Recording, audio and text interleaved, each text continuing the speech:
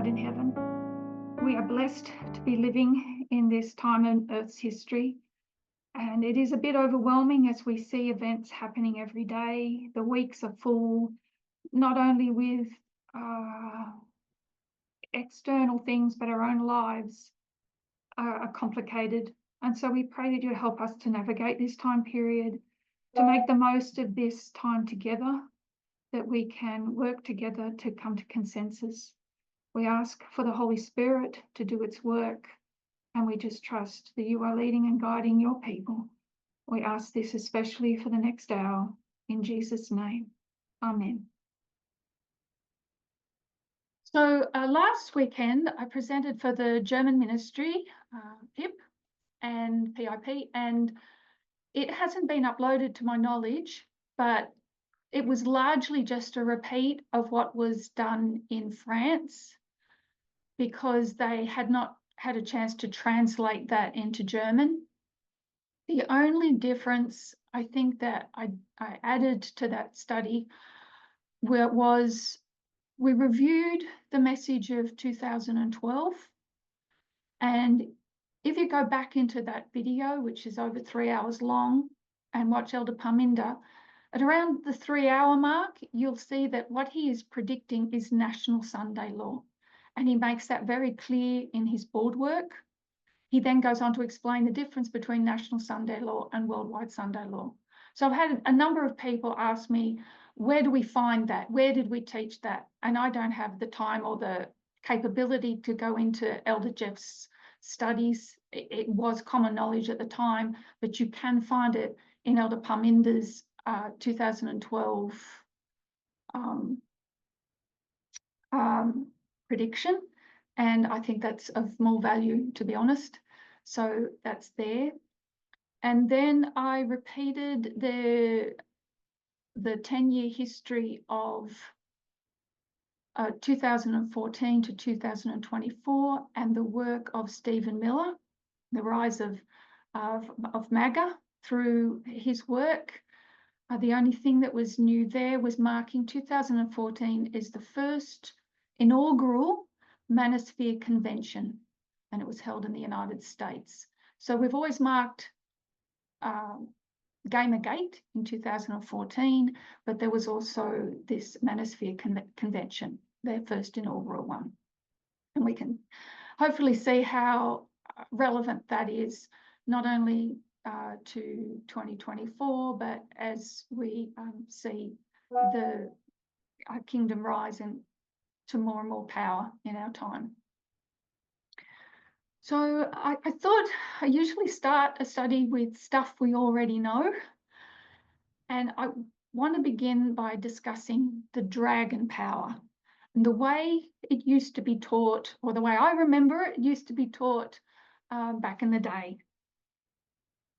So I'll just connect my device. It has a habit of dropping out.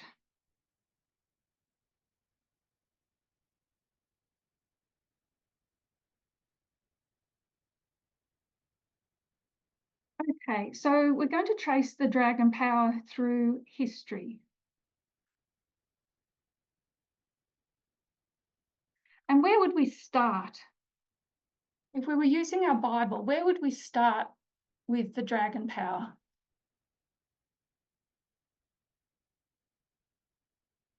So this is interactive. I really appreciate your comments and questions as we go through. Where would you start with the dragon power?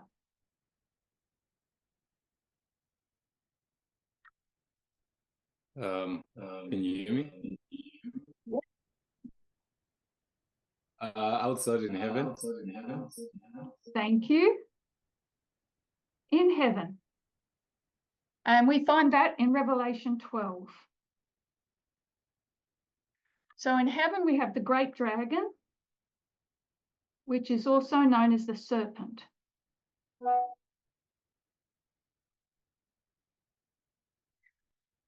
And this great dragon, we know it represents the devil, Satan. Revelation 12 tells us.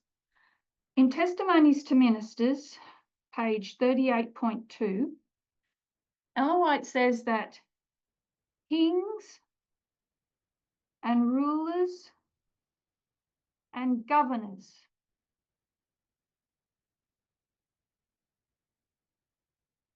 They have placed upon themselves the brand of Antichrist and are represented as the dragon who goes to make war with the saints, with those that keep the commandments of God and have the faith of Jesus. So we've recognised that the dragon, through Sister White and following it through history, represents civil power.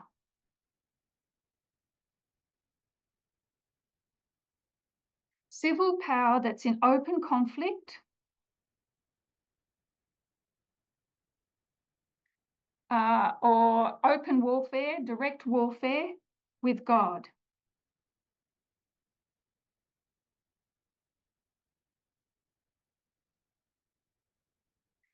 So what happens to that great dragon in Revelation 12? It gets cast out. So one of the characteristics of the dragon is it gets cast down and it re-emerges. It's like it dies and resurrects. It weaves itself through history. And the way I always pictured it was like the great Leviathan. So in my mind, I picture it like the Loch Ness Monster going in and out of history.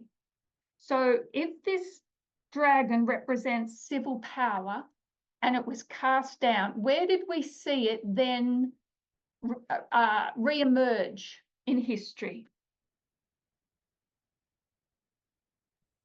The birth of Christ? So I would suggest before the birth of Christ. Where's our first king, ruler, governor? Where's our first state? First we say civil power. Babylon? Egypt. Okay, so you're on the right track with Babylon. Go before Babylon, there was Babel. Yes, sorry, that's the one I was referring to. Okay, so we've got Nimrod, which is Genesis 10 and 11, because Nimrod was a mighty hunter against the Lord.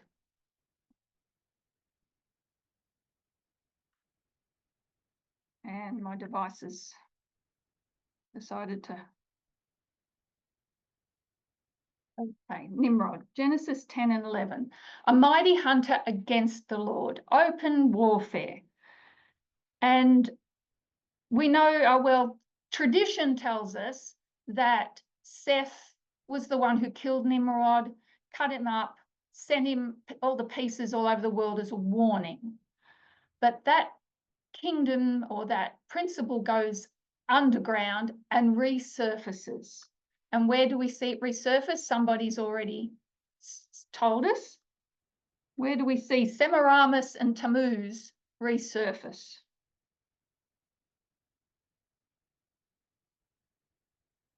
Egypt. Egypt. And for that, we go to Ezekiel chapter 29.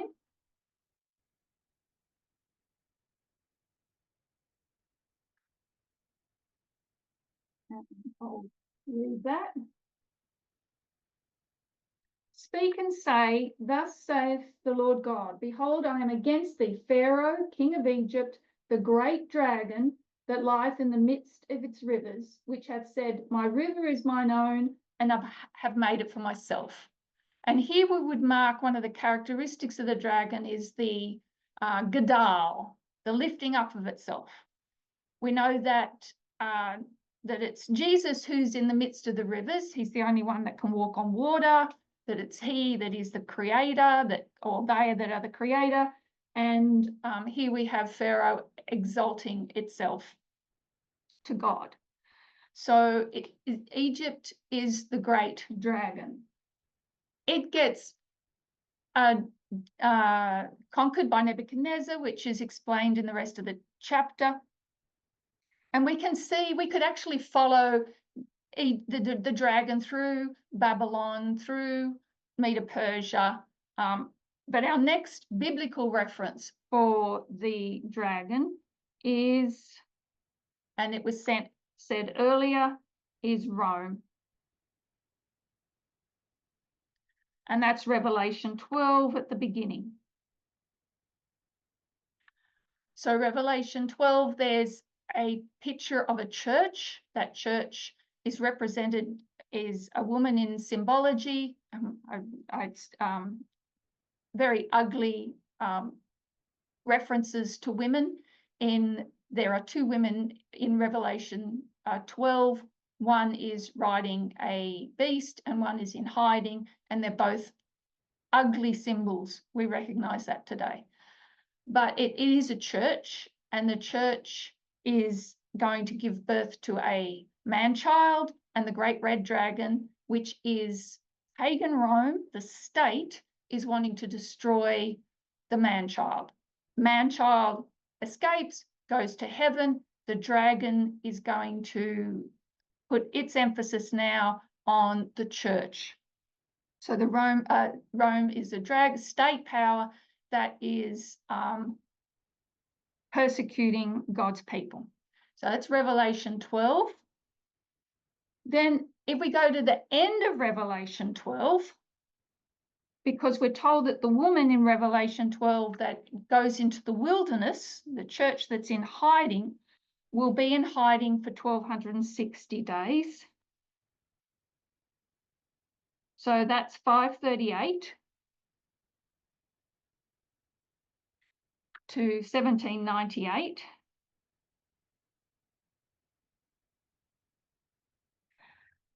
And where do we see the dragon in this history? What's the dragon in this history?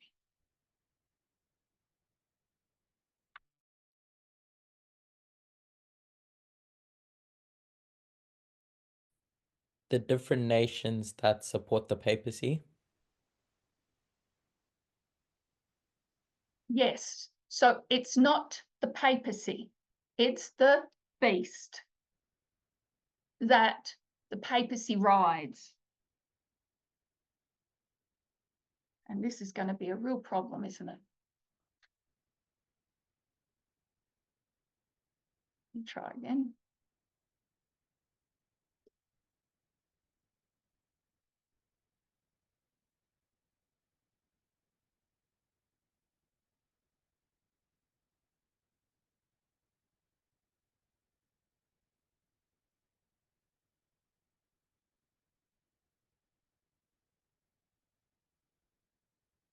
Okay, so it's the beast.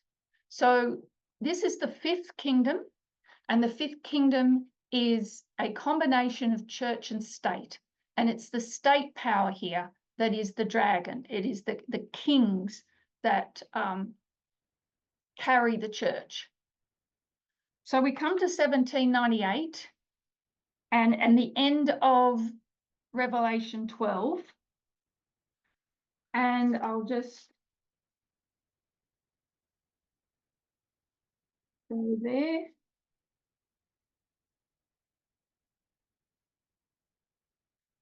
And we see that the dragon or the serpent is going to, has the opportunity to actually destroy the church that's in the wilderness. So the church that's in the wilderness has to escape. It has to escape from the sea and go to the earth. The earth is going to provide protection. The earth is the sixth kingdom.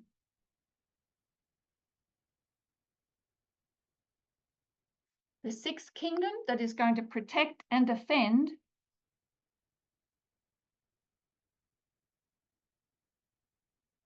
God's people. So this is where our teaching back in the day was a little different, in that we recognized 1798 that the dragon has gone from the kings that carried the papacy. And then what happens in that 1798 history is we have 1789 to 1799, which is the French Revolution. And what is that beast going to do? It's going to turn on the church. So it's going to say, we don't want you to ride us anymore. But we also know that new French government is a dragon, because in Revelation chapter 11, it's called Sodom and Egypt, which makes it a dragon power. And we'd call this atheistic France. And so the question was, if we recognize that the dragon goes in and out of history,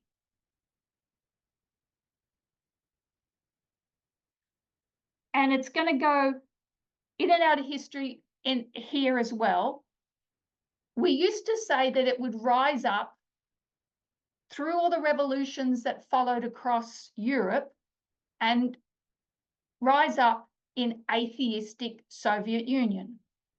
So we have atheistic France that turns on the beast, and then the dragon would rise up in atheistic Soviet Union.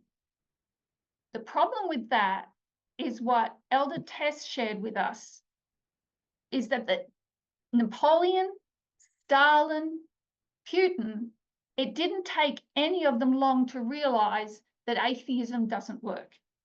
If you want power as a state, you need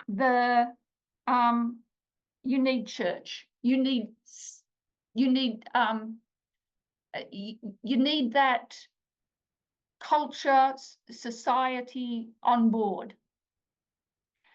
And the difference with Napoleon and Stalin and Putin is the state controlled the church.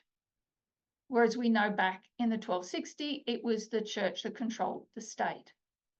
So we don't follow the dragon to the Soviet Union anymore.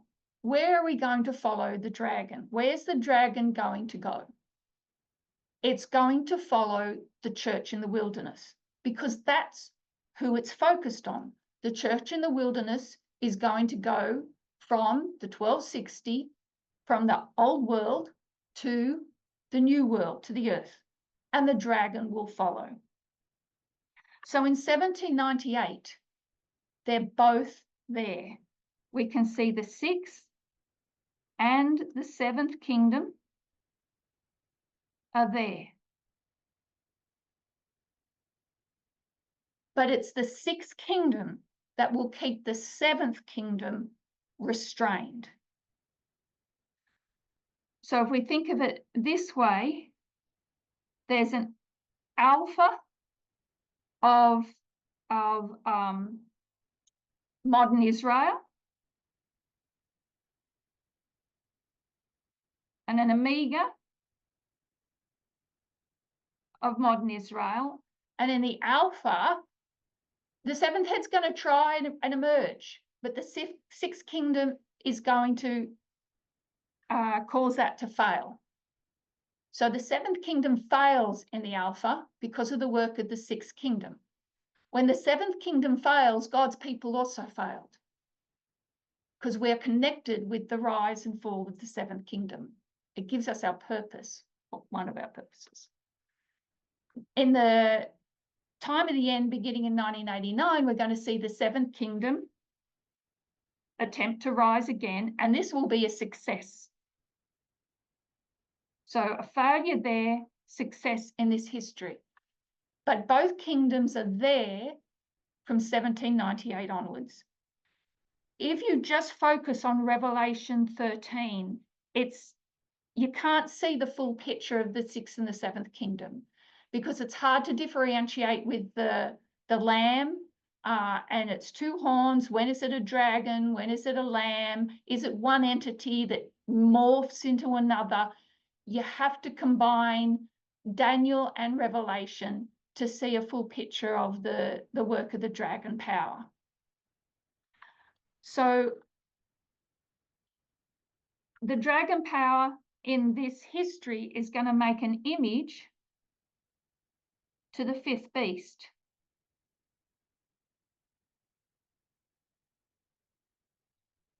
In that it's going to be a combination of church and state, but we have to redefine church.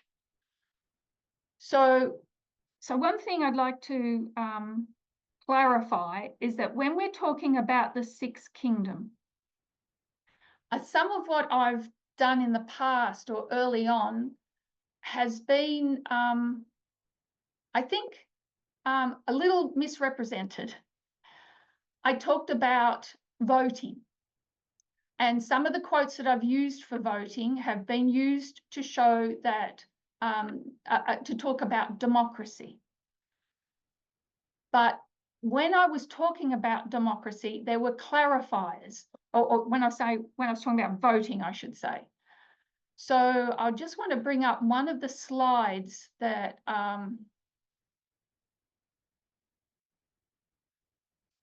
that I used in those early presentation.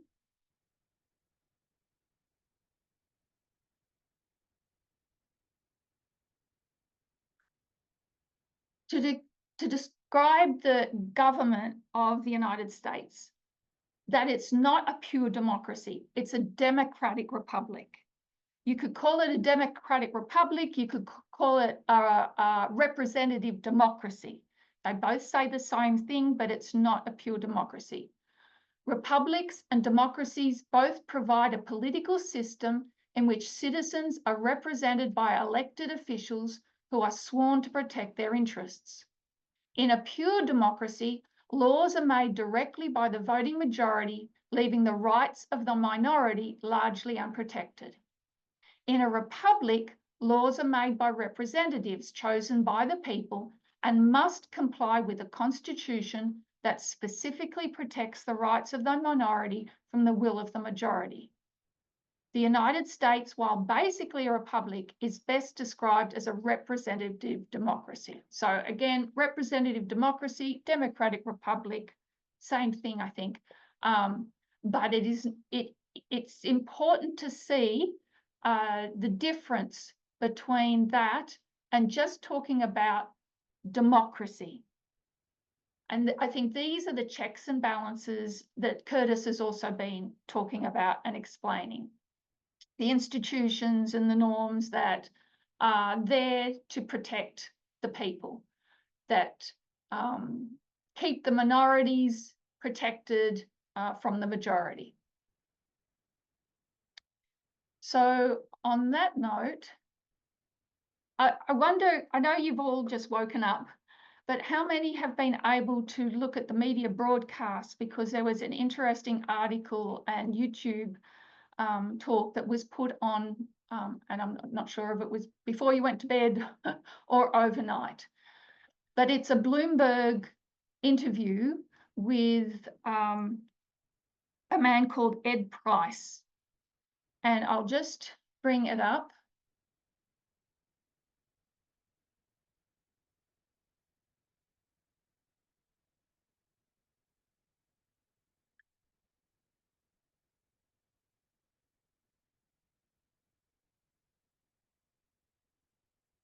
Trump's rise marks the end of a long progressive era in the United States. So if you haven't read it, it's a must read. If you can find the interview on YouTube as well, very, very, very good. So I don't want to read the whole article. I guess I'll start with the beginning just to give some context. President Donald Trump pledged in his address to Congress Tuesday night to make the US the most dominant civilization ever to exist on the face of this earth. What exactly is he striving for? It may have been a throwaway line in a ceremonial speech, but after all, this is the president who insists he wants to absorb Canada and Greenland. So that's the introduction. So how is the president going to do all this with a smile? Trump has seized upon the tension at the heart of this country. The Declaration of Independence in 1776 was radically libertarian. It defied English law. It defied a king. But keeping such rights required a move away from libertarianism through the creation of a constitution in 1789. That meant crafting American law and obeying it too. This contrast doesn't bode well for republicanism, which is a sacred agreement to follow the law. The state we know today was born in the 1780s when elites convened and wrote a constitution. But the nation, the community that empowers that state, was born in 1770s. It came from agrarian populist rage. The American nation was made by breaking the law.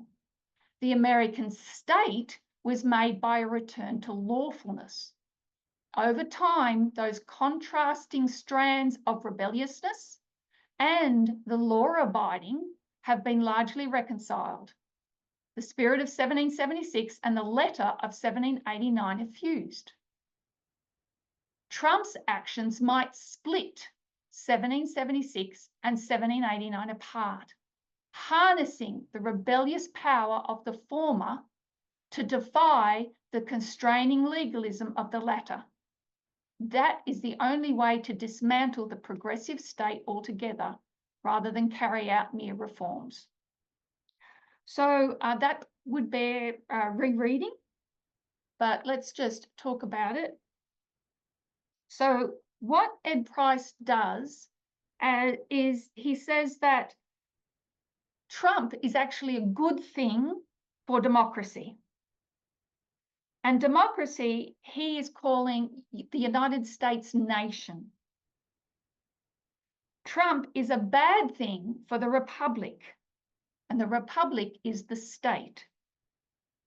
So he's going to differentiate between 1776, where the nation was born by breaking the law. It was populist rage. They were defying the king. It was rebelliousness. And 1789 was where they ratified the Constitution and they chose to be legalists, and that's the Republic. And what this man is saying is that what Trump has done is split them apart. So the Republic here is the sixth kingdom, and it's the sixth kingdom, the Republic, that has kept that populist rage under control. So one of the things we used to teach was that when the papacy was dethroned in 1798, there was the separation of church and state, that the papacy was sitting around waiting for a beast to ride. And it tried a few, it tried Hitler, it tried this one, it's looking for a beast, and it failed. But what we also need to recognise is that the United States is a combination of democracy and republic, of nation and state, of 1776 and 1789, and that populist anger also needs a beast to ride. So it's been combined with the sixth kingdom, and the sixth kingdom has been able to keep that seventh kingdom under control. But there is an element of that populist anger that existed in 1798, was restrained by the sixth kingdom and failed, but has risen again in 1989. And it's the church or the society or the culture that has been looking for a new beast to ride. It can't ride the state that is. It needs another state. And so if we go back to our graph, and I'll just share screen.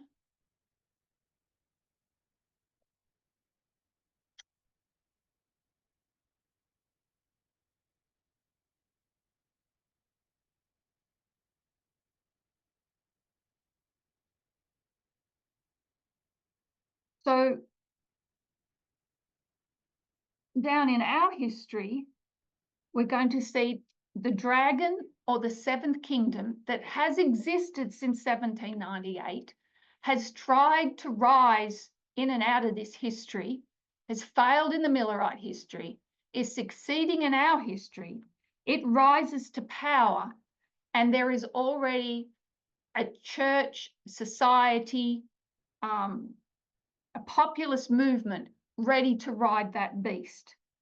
And so at Sunday law, the seventh kingdom has made an image to the fifth beast. There is a church, which is the rebelliousness, the lawlessness of 1776 that is now going to ride the beast of, we could call it Trumpism.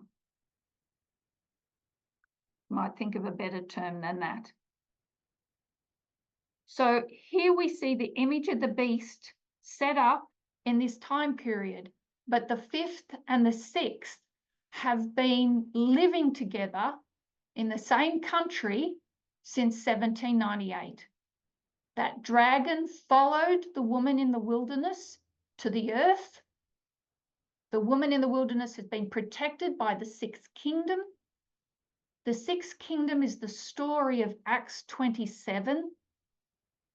And when the sixth kingdom is shipwrecked because of the work of the seventh kingdom, then we can see that the seventh kingdom is ready there to take up that void, to fill that void. So Ed Price, he says that he's talking about 1776, which is the nation, and 1789, which is the republic or the state. In between there, he calls it an interregnum.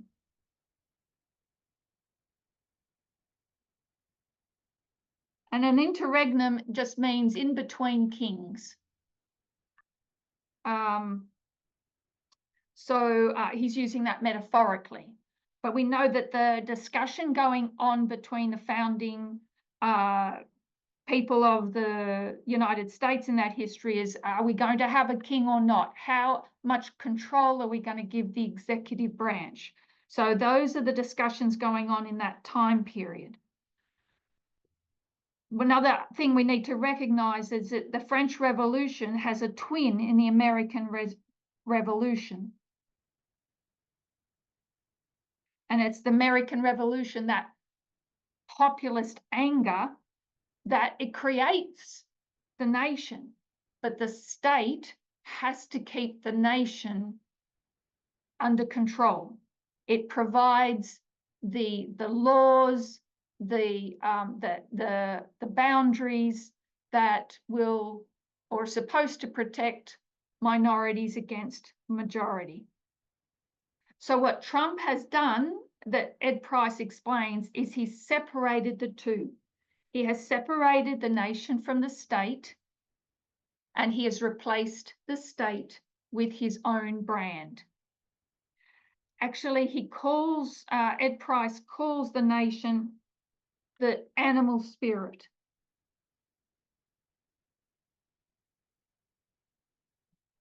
It's the culture, the religion, the will of the people of 1776. And my thing's dropped out again. So any questions or thoughts? I have one initial question, Sure. which is about the sixth kingdom and the seventh kingdom running parallel. Are you using the restraint of the seventh kingdom by the sixth kingdom synonymously with it being in the grave, the seventh kingdom being in the grave? Where in Revelation it talks about the beast that was, is not, and is to come, and the fact that it's dead in this period of the sixth kingdom. Are you saying that that is analogous to the sixth kingdom restraining the seventh? Does my question make sense? Yes, I think so. I think that's what I'm saying. I'll Okay. stand to be corrected on that. But where we used to have blinkers on, expecting that was the papacy that would rise again. We now understand that it's not. it's not the religion that's looking for a beast to rise. So the seventh is the fifth. It's made an image to the fifth beast, which is that combination of church and state. It's the combination of church and state, which is the sin of the United States.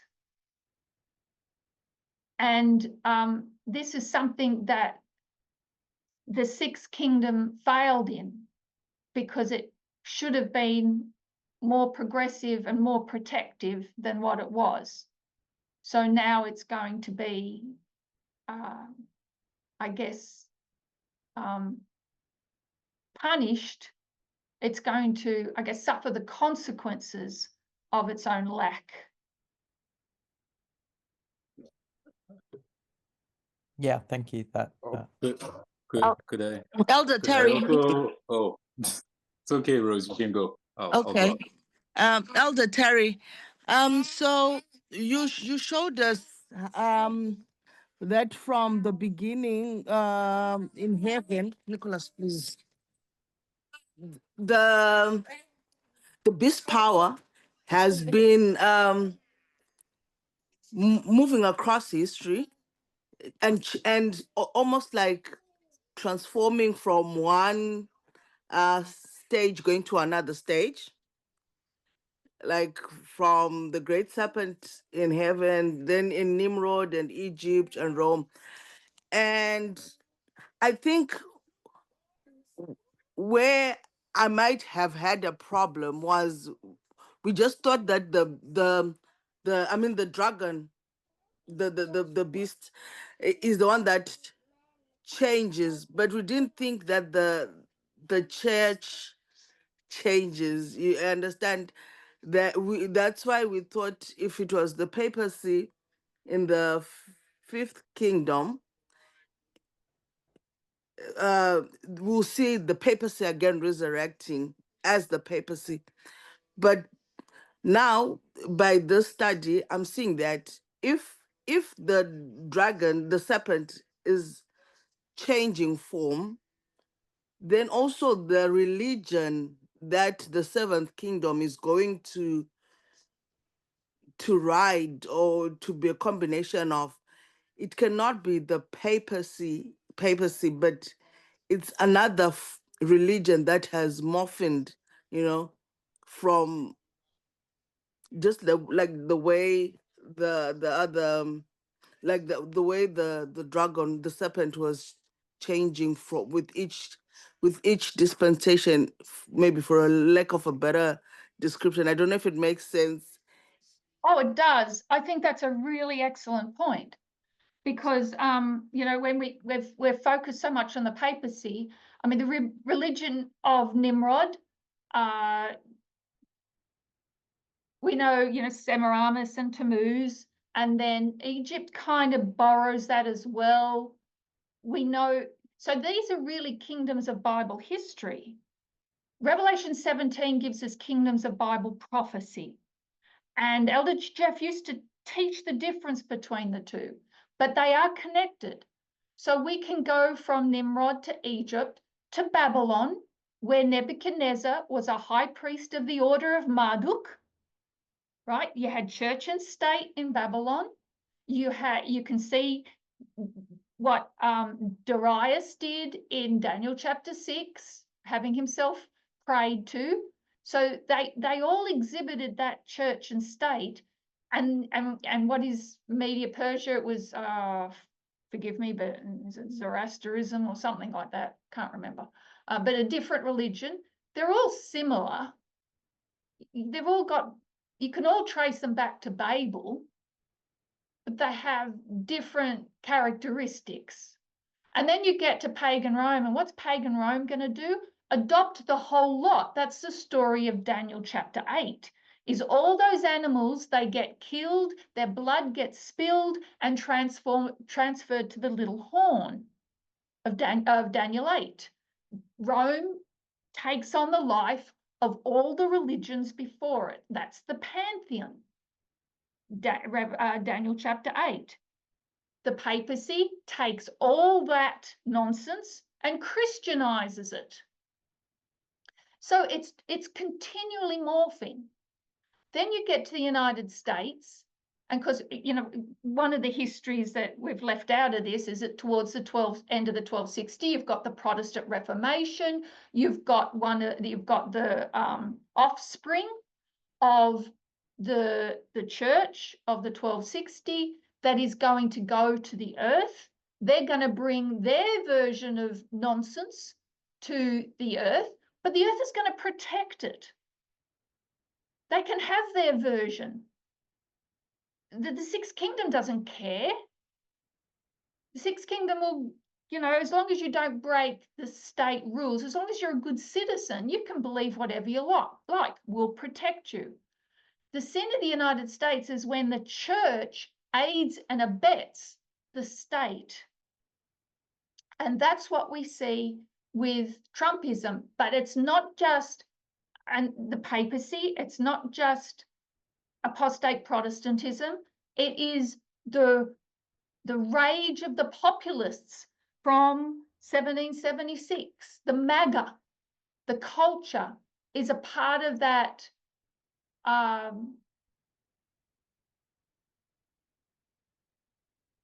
conglomerate of religions. Remember, so we liken the United States to Rome, right? You go back to ancient Rome and the Pantheon, and it had all the religions. So we should come to modern Rome and recognize that it's more than apostate Protestantism. Yes, the papacy's there, but it's everything else, because everything else wants Trumpism to be its state power to push their agenda, and their agenda will tread down the minorities. So yeah, I think that was an excellent point. We see the dragon move through history, which is the state power. We need to see the change in the religion. It's all the same, and yet it's all different. But you can trace it all back to Nimrod, to Semiramis and Tammuz, which is basically a counterfeit of the true. So thank you for that. Elder Terrie. I think. Yeah, I had had a similar question. In fact, it was the identical question that Curtis had. I just wanted to comment on that because after having the question, a thought came to mind. So I just wanted to share that thought. And that is to say, you know, when you have the sixth and seventh kingdoms together, overlapping, so to speak, and I think you used the word constraint. I think that's how we've always understood the bottomless pit or the grave. It's a place where you are constrained. So I think there's no. I think it would still work. That's point number one. The second point I wanted to make is that there's a pattern in the book of Revelation. I don't fully understand, but I know it's there. And it has to do with the different things that are numbered as sevens. So the seven churches, the seals, the trumpets. And it seems like it's the same pattern, maybe, with the beasts or the seven heads. And that is to say, you've got a 4-3 combination or 4-3 separation. And with the last three, there's normally an overlap. So the last three churches are concurrent. They, you know, Sardis, Philadelphia, Laodicea, there's an overlap there. With the seals, there's also an overlap in the time period that the fifth, sixth, and seventh seals are identified. The trumpets also have an overlap, you know, where you have the overlap of the woe and the trumpets. With the fifth, sixth, and seventh trumpets, it's not as clean cut as, you know, one after the other. There's overlaps there. So I would think that the kingdoms would operate the same way. Where when you get to the, you know, I'll say the last three, the fifth, sixth, and seventh, there would be an overlap that we observe. Whatever the intricacies or the details of the overlap may be different, but I think there is an overlap because, yeah. So it just made me think of that, how we could actually see these different kingdoms there at the same time. So that's my honor. So the fifth and the sixth and the seventh, I understood them to be contemporary. That's contemporary. And that's how we teach the 5th, 6th, and 7th church. So the 6th church is Philadelphia, and 7th church being Laodicea. So I think you can, yeah, definitely make that correlation there between the churches and the kingdoms. Excuse me, Elder Terry. Yes. It's Ignatius. Hello, Ignatius. Hello. Can I go ahead? Sorry, if I keep scribbling, just ignore me. It's the only way I can keep my tablet alive on the internet. So talk away. All right. Okay. So my question is to do with Revelation. Oh, had you done with that point on the 5th, 6th, and 7th before I ask? It's all yours. You ask away. Oh, okay. So my question is Revelation 13, verse 13. You've spoken about the image of the beast. So on 13, verse 13 and 14, it speaks about miracles that the beast performs great wonders and miracles, and through those wonders and miracles, it deceives the people in the earth to make an image to the first beast. So I don't know if you do have any suggestions on what those miracles are in a contemporary sense, since we are in the period of the Sunday law already. I mean, the Sunday law, the image of the beast in America. So, what would those great wonders and miracles be that were used to deceive the people in the United States to make an image of the beast? I have a thought, and I'm open to correction. I know it says miracles plural, but what's the greatest miracle that Christ performed? What's the penultimate miracle? Oh, well, I don't know. Feeding the people on the mount. I think that was pretty good, but I think there's probably something better than that. Lazarus. Bring something back from the dead. Yeah, the resurrection. I think the Right, resurrection of Lazarus. the 7th kingdom is the miracle. Who would have ever have thought? I mean, I know we've been predicting, we know, we had our own version of what it would look like, which was wrong, papacy taking over the United States or whatever however we figured it out. But to see this new form of the Republican Party, to see it's a total reinvention of a political party. That's a resurrection of the 7th kingdom that I think has deceived the people. It's the 7th kingdom coming back from the dead. I think it would do well to go back into Millerite history and see, well, where did it stick its head out and where did it get, its whack-a-mole? Where did it fail? But I think the Monroe Doctrine and all that, the pressing, the colonialism and all that has a part to play in it, but I have no particular study on it. So that's just a thought, that its very resurrection is the miracle. But if anybody's got other thoughts on it, I'm open. Yeah.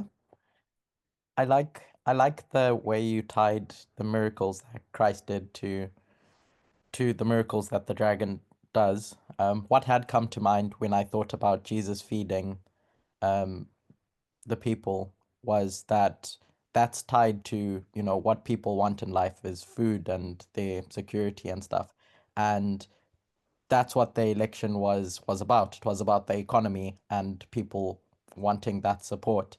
And so just the deception in being, that's what populists run on. It's the economy.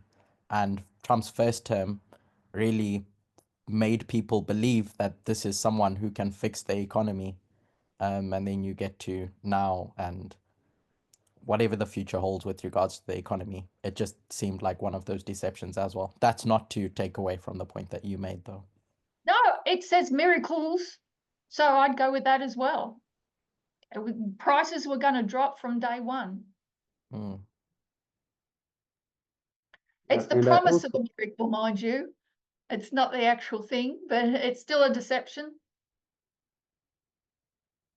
Elder Terrie, I also think the dramatic change of whether people had this animosity or anger in them hidden all these years, I don't know. But then America was the nation that everyone looked at to govern disorder around the world.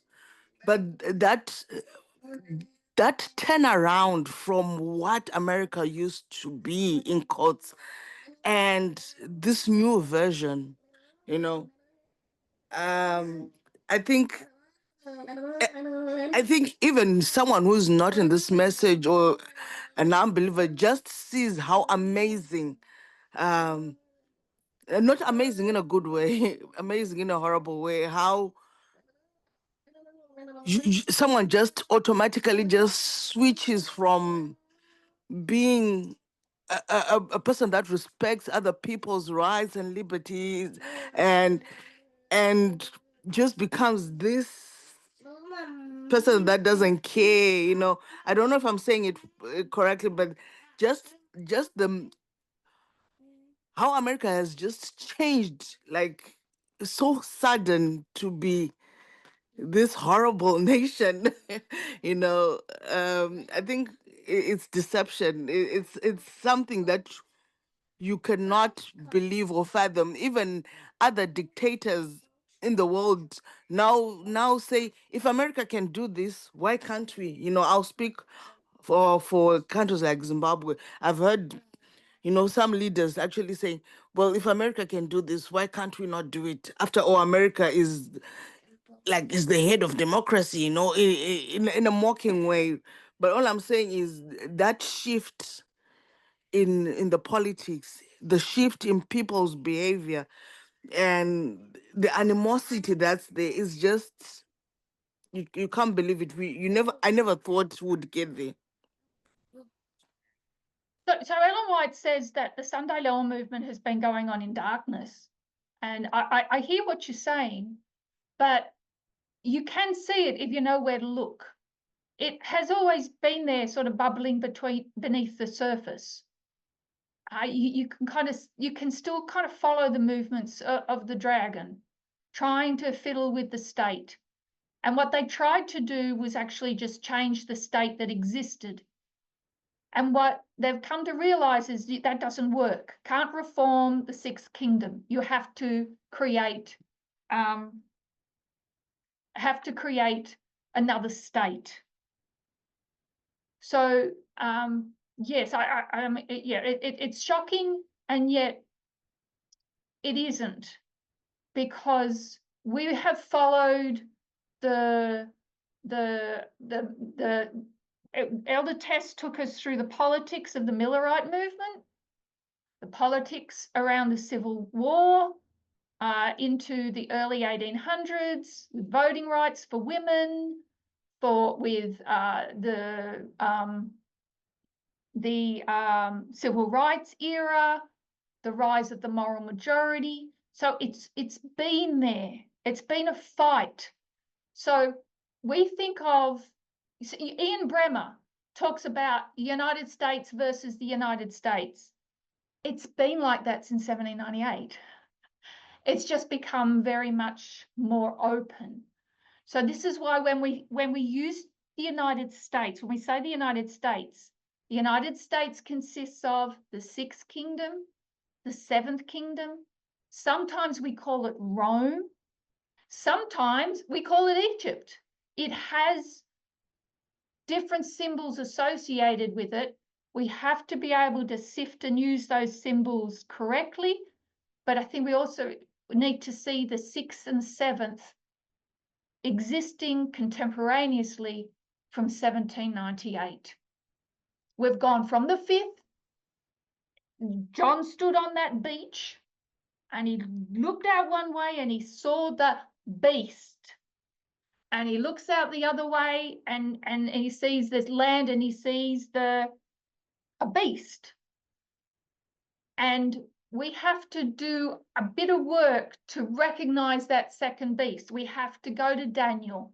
We have to go to other portions of Revelation to fully unpack that lamb-like beast.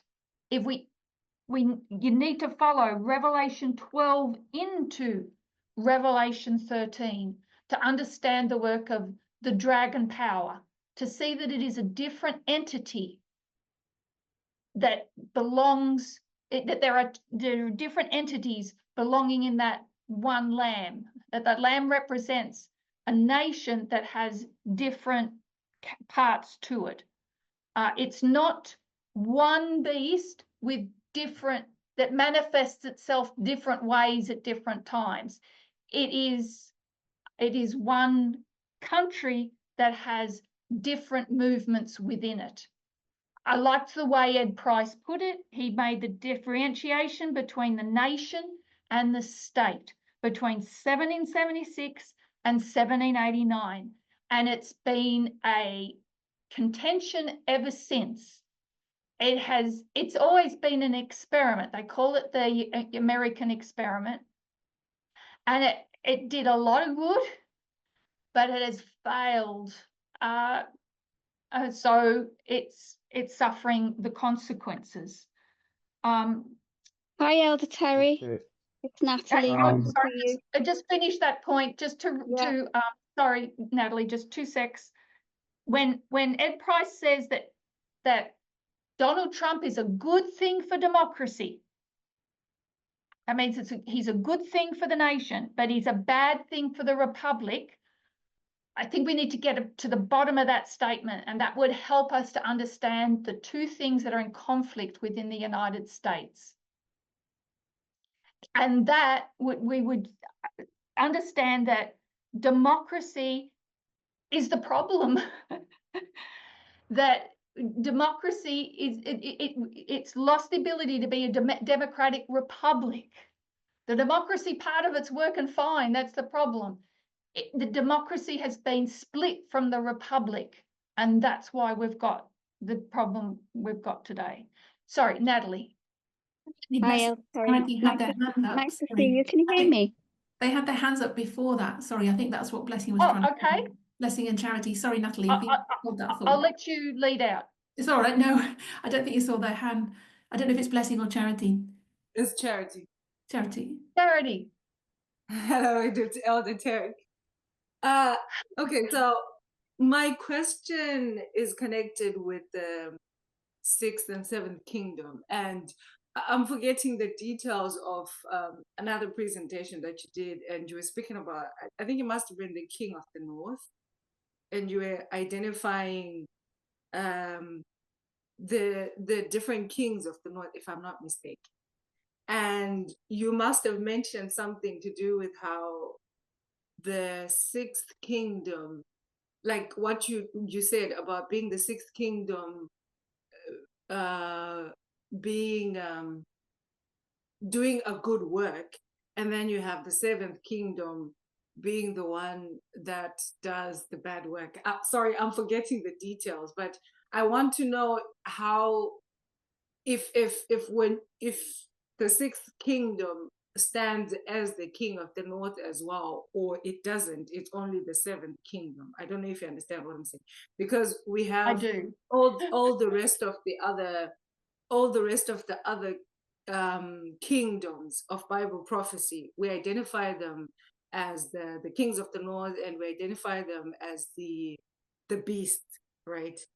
If I'm not mistaken. So I just wanted to know if the sixth kingdom has the same characteristics, or we have to make that separation. So that's a really good question, and we'll be discussing that in the next presentation.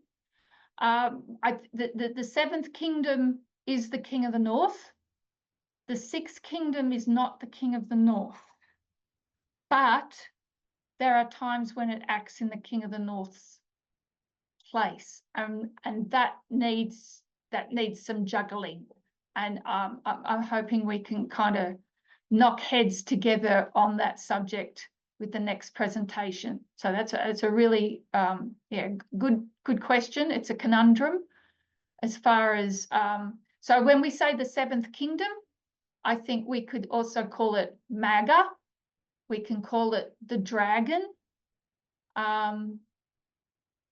It has the Sunday law movement. But the sixth kingdom is none of those things.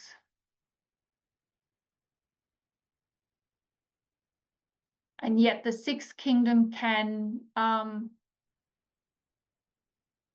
work in the place of the king of the north at times. So yes, that's a tricky one. So is that I would say it's a very, very important one, because if we don't explain that correctly, it could bring in a lot of confusion. Yeah, that's what I wanted to understand as well. Even when you spoke about it being contemporary, and even with the issue of the dragon, because we speak about the how you have the USA has this thing with the profession and practice, and how the practice is in contrary to their profession. And we see that those dragon tendencies from the beginning, but you also have the lamb aspect of the USA starting as well from 1798. So that's something that I really wanted to understand. Thank you. Natalie. And then Ignatius got his hand up to that. Hi, Elder Terrie. I think you've just answered my question, actually. You said the seventh kingdom is a Sunday law movement. Would you say it's also the eighth kingdom is the Sunday law movement, or are you just saying the Sunday law movement is the seventh kingdom? The eighth is just the eighth is Babylon. The eighth is the first. So it's just we know there's no eighth kingdom literally. So the eighth is just the resurrection of the fifth. Okay, so the seventh.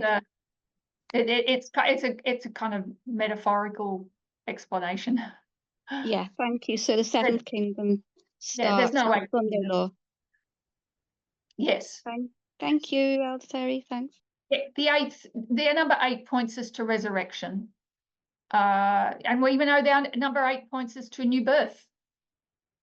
It's a new birth of the Republican Party. It's you got circumcised on the 8th day. Circumcision was baptism. Baptism is resurrection. It's a new life. It's all counterfeit. Thank you. Elder Terrie, I don't know if someone else had a question, but I had a question on something you said. I think Ignatius is got that his right? hand up. Yeah. His hand up. Okay. All right. Mine are thoughts or still on the miracles issue. There is an allusion that's made in Revelation 13, verse 18, about the miracles, the great wonders that the beast makes, and the allusion is on fire coming down from heaven, and that allusion, you find it in the time of Elijah as well, where Elijah gathers up people, and then brings fire from heaven. You see, in order to prove to people that this is the true God, and the other gods that they were worshiping are not the true God. So America is also bringing fire from heaven in order to prove to the people, in front of the people, to prove to the people that this is the true God. So I don't know if my thoughts are correct, but I seem to understand that to be whatever the MAGA movement is doing, it is convincing people, the people of America, that is, that this is God's doing. We are bringing America back to God. And hence the allusion to the Elijah incident, where Elijah is showing people that this is the true God, the one that brings fire from heaven, and everything else that you're worshiping is not true. So those arguments we see about issues to do with the trans people, LGBTQs, and we find arguments coming up from the Bible to say, no, these things are not supposed to be done, and hence we want to bring America to the true God, or to the true understanding of what God requires this nation to be. I don't know if those thoughts are accurate or ring something in your mind. Actually, when you're talking about that, my mind just went straight to the assassination attempt. You know, that that was a miracle that he didn't die, and it just showed that he was God's chosen, whatever you want to make of that. But I think there's probably other things as well, but I don't want to make that too literal either. But yes, I think that it's just when the miracles are just another way of saying that the people are being deceived.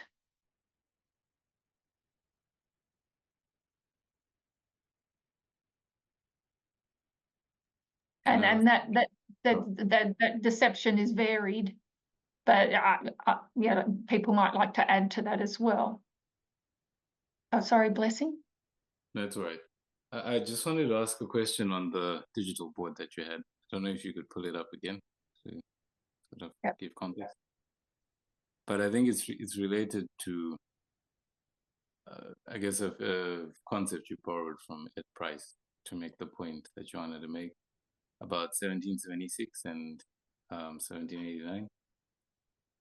And I think you said, is it just me or I can't see it? I'm bringing it up. Right. All of a thing. Sorry. Just making sure. It's not an iPad. It's actually an ebook reader, and it has sort of it just doesn't like to be connected to the internet. There you go. Right. Okay. So I think you spoke about the populist rage of 1776, the rebellion, defiance of law and the king, and how that is fused with the legalism of 1789.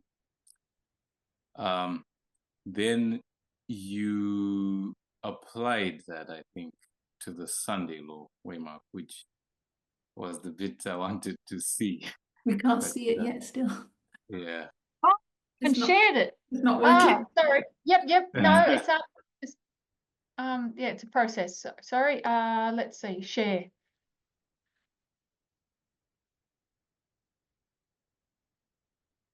Am I sharing the right thing? I think so. Something's coming up. That looks familiar? Yeah, that's it.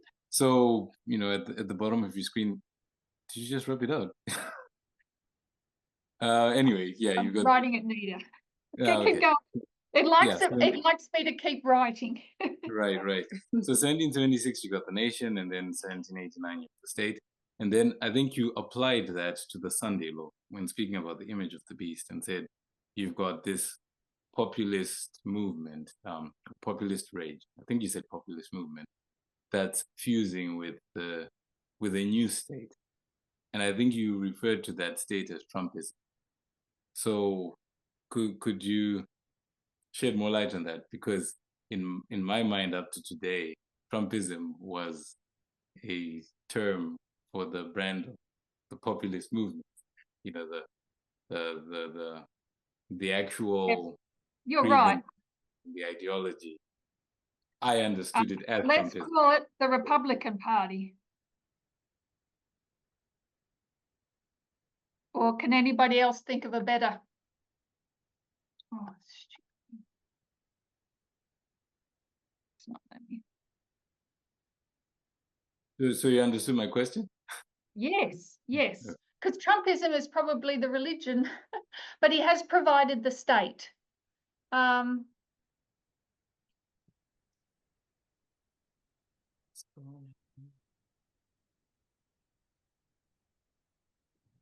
I get while that's coming up, one of the things that Price brought up, and I think other political commentators have brought up, is the fact that Trump isn't necessarily trying to change the state like other presidents have done in the past, as in trying to reform it in their image. Trump is just creating a whole new entity to serve Yeah. his purposes. And so, if you view Trumpism as the ideology, by the time he gets presidency, now this state is going to be created by Trump to serve the purposes of Trumpism. And so as you said, I don't know what you would call this state entity that is now going to resurrect or be used, should I say. But yeah, I think I see it that way. So I've put the nation, I've put animal spirit, I've put MAGA, but there's more to that than just MAGA. Mm-hmm. And then the state, I've written that the Republic, this total reinvention of the Republican Party. It's not the Republican Party of old, it's a new entity. But if you can come up with a better term, I'm okay with that too. But yes, I can understand the problem there in just calling it Trumpism. It may be that Trumpism just is a term that embraces both. I think it's important, though, to define these terms. And as this message develops, our terms should get more and more clear, hopefully.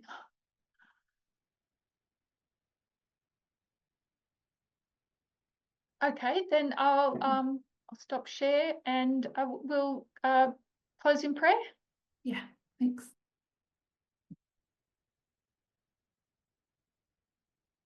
Dear God in heaven, thank you for this time we spent together. Help us to refresh our minds and bodies during the break, to come back fresh and to continue this study. May you be glorified and your people edified. We ask in Jesus' name. Amen.